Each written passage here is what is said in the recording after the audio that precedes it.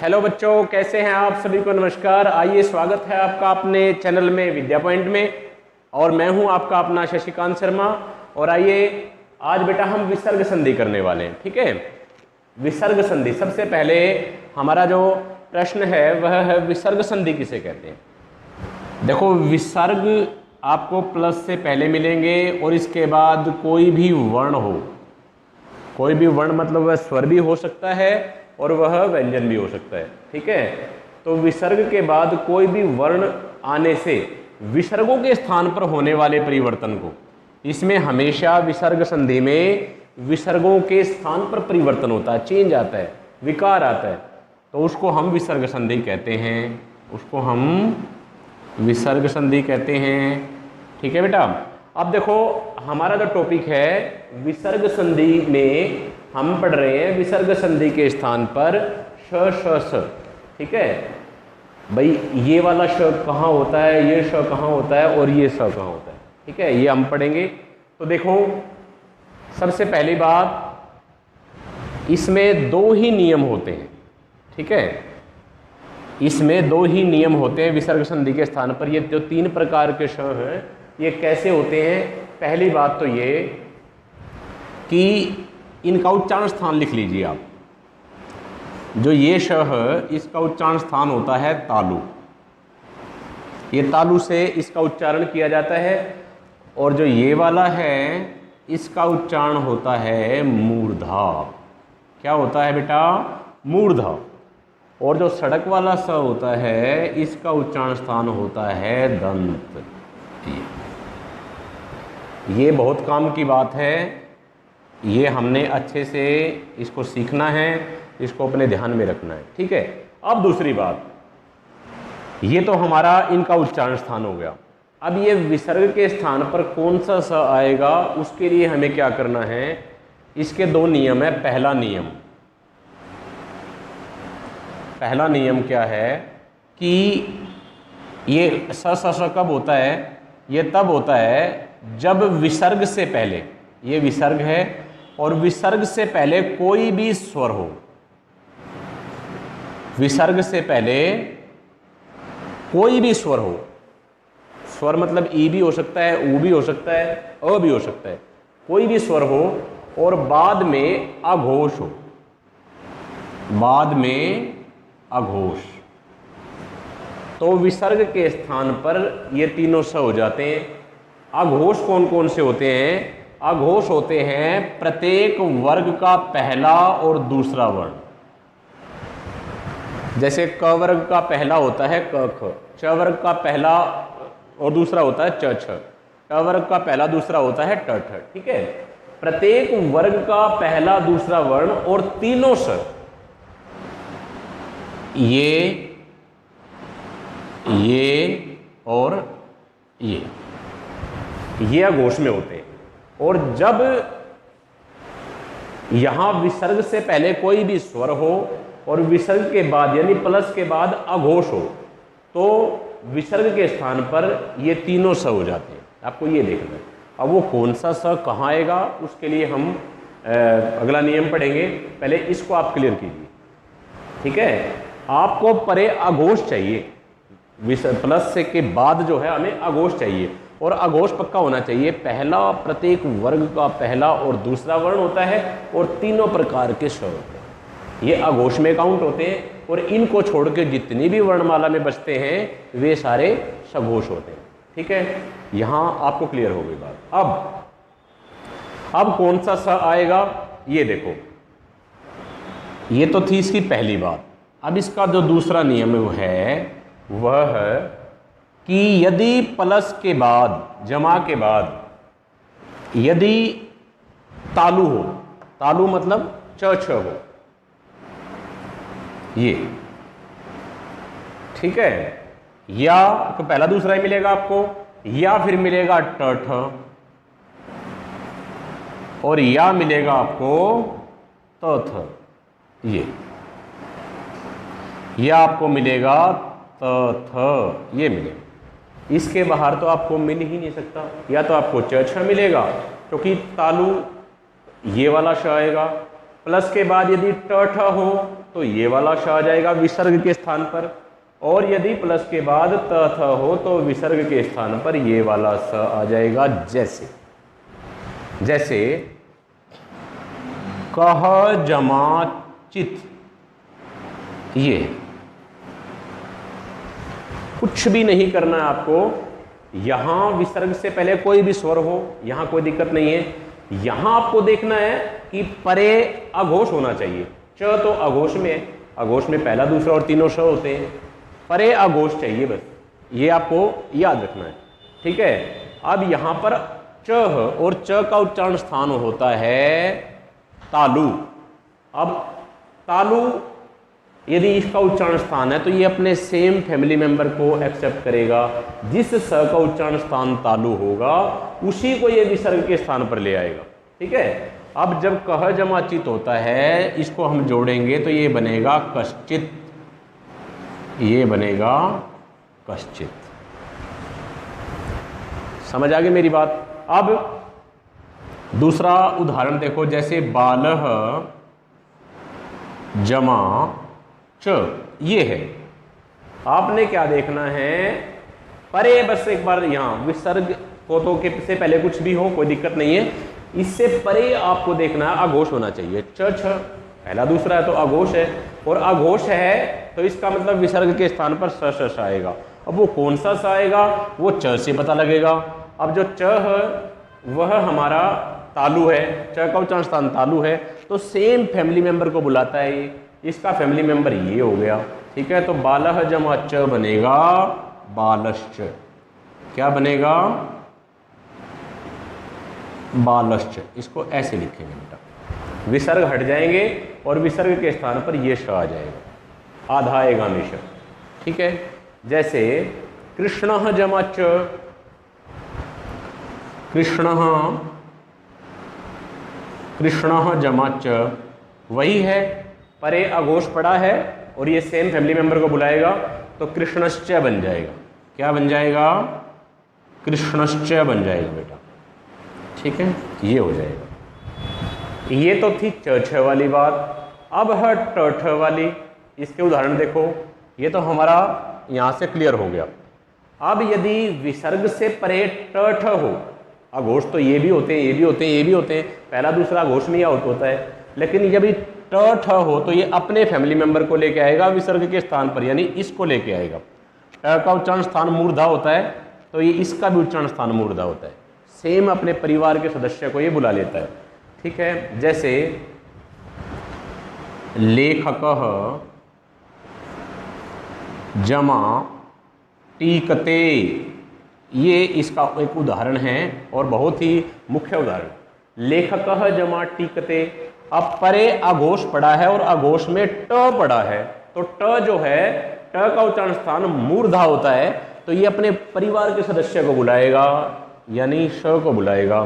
तो ये क्या बन जाएगा, लेखकष्टीकते, ये बन जाएगा क, विसर्ग के स्थान पर ये आ जाएगा और ये लेखकष्टीकते, ये बन जाएगा। ठीक है, इसके एग्जाम्पल्स कम होते हैं लेकिन एक आधा फिर और भी देख लो। धनु जमा टंकार,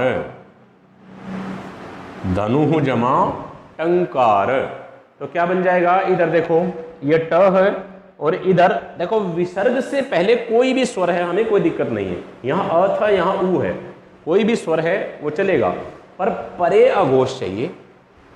ठीक है, तो ये ट अपने सेम परिवार वाले को बुलाएगा तो ये बन जाएगा धनुष टंकार, ये क्या बन जाएगा, धनुष टंकार, ये बन जाएगा। ठीक है, ये था आपका ट ठ वाला, यानी च छ हो तो ये श अपने परिवार वाले को बुलाएगा, ट ठ हो तो इसका परिवार वाला ये है। अब त थ हो, ये हो तो ये अपने परिवार वाले को, नहीं त का उच्चारण स्थान भी दंत होता है और इस स का उच्चारण स्थान भी दंत होता है, ये अपने वाले को बुलाएगा। ठीक है, इसको देखेंगे जरा एक बार। इसको यहां से मैं इसको रफ कर देता हूं, ये अब ये अपने परिवार वाले को ही बुलाएगा। जैसे जैसे नमः जमाते, ठीक है। तो इसमें कौन सा स आएगा ये त बताएगा हमें। अब त का उच्चारण स्थान तो दंत होता है, तो ये अपने परिवार वाले को बुलाएगा। इस स का उच्चारण स्थान भी दंत होता है, तो ये बन जाएगा नमस्ते, ये बनेगा नमस्ते। मेरी बात समझ आ गई? ये बन जाएगा। जैसे बालह जमा तत्र, ये तो क्या बनेगा, बालह जमा तत्र में बनेगा बालस्तत्र। देखो विसर्ग के स्थान पर क्या है, ये स आ जाएगा, बाल तत्र बन जाएगा, ये बन जाएगा। ठीक है। एक तो नियम ये था कि स्वर कोई भी हो विसर्ग से पहले और बाद में अघोष चाहिए, एक तो आपको ये देखना। दूसरा नियम ये था कि अघोष में पहला दूसरा है, च छ ट ठ त थ, ये पहले दूसरे हैं। तो हमारे पास तीन ही प्रकार के श होते हैं, ठीक है। इसके लिए अलग श, इसके लिए अलग, इसके लिए अलग। वो अपने परिवार वाले को बुलाते हैं, अपने फैमिली मेंबर को बुलाते हैं, ये आपको समझ आ गया। अब जो तीसरी बात है, तीसरा जो इसका उदाहरण है वो आप देखें। जैसे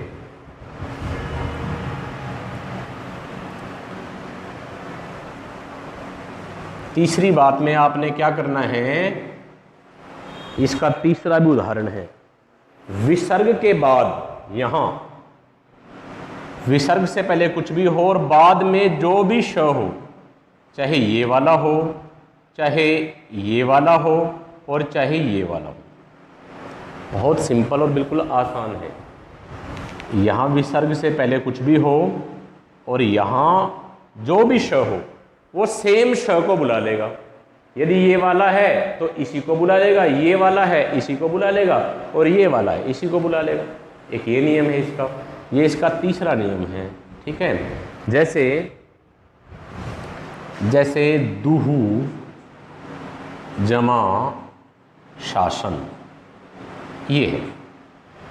अब आप देखो परे अघोष पड़ा है, क्योंकि अघोष में पहला दूसरा होता है, पहले दूसरे वाली बात तो मैंने समझा दी आपको। अब तीनों श भी होते हैं और विसर्ग के बाद यानी प्लस के बाद जो भी श हो तो सेम श। यदि यहाँ सड़क वाला होता तो यहाँ भी सड़क वाला आ जाता, ये वाला है तो सेम स आ जाएगा, दुशासन बन जाएगा। क्या बन जाएगा? दुशासन बन जाएगा, ये बन जाएगा, ठीक है। यदि ये सह, जैसे रामः जमा षष्ठ, ये है।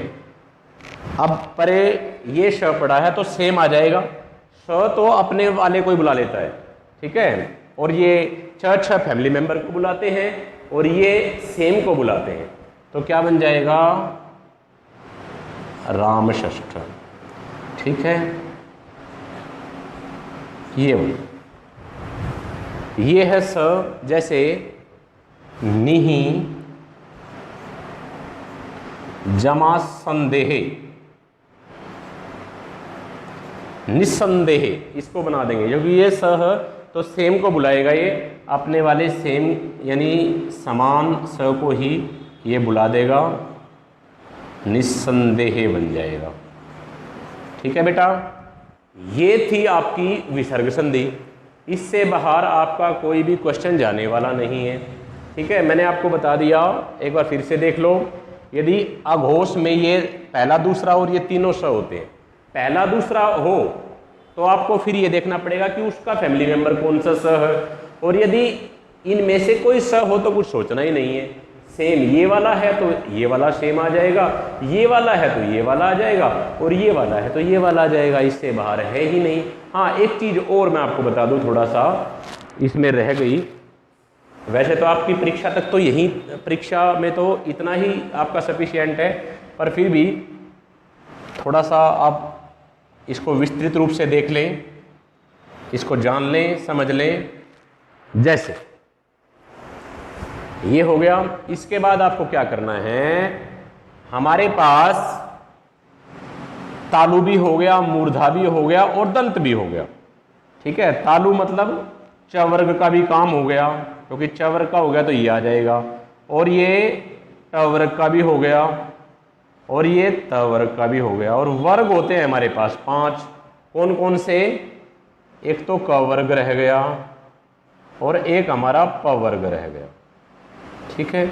ये 2 रह गए क्योंकि इनका तो काम हो गया।